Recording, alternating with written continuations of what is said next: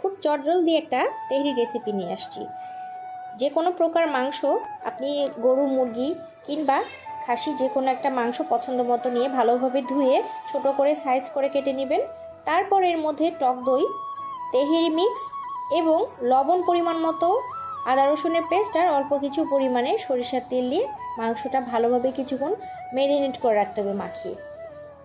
হ্যাঁ, তেহরি রান্নার সময় অবশ্যই চেষ্টা করবেন সরিষার তেল ইউজ করার, কারণ তেহরিতে সরিষার তেল ইউজ করলে স্বাদ এবং গন্ধ দুটোই ভালো পাওয়া যায়। এরপরে যে পাত্রে আপনি তেহরি রান্না করবেন সে পাত্রের মধ্যে অবশ্যই সরিষার তেল গরম করে তার মধ্যে পেঁয়াজ কুচি দিয়ে ভালোভাবে বেরেস্তা করে নিয়ে ম্যারিনেট করা মাংসটা দিয়ে ভালোভাবে অনেকক্ষণ কষিয়ে রান্না করতে হবে। দেখুন, পানি না দিয়ে কিন্তু অনেকগুলো পানি বের হয়েছে, কারণ মাংসের একটা আলাদা পানি থাকে। সেই পানিটা যখন মোটামুটি শুকিয়ে আসবে তখন আপনি এর মধ্যে ফুটন্ত গরম পানি দিয়ে নেবেন। গরম পানি দিলে মাংসের স্বাদ কিন্তু বজায় থাকে। আপনি চাইলে ঠান্ডা পানিও দিতে পারেন। এরপর ঢাকনা দিয়ে বেশ কিছুক্ষণ রান্না করে মাংসটা নরম হয়ে আসা পর্যন্ত ওয়েট করবেন।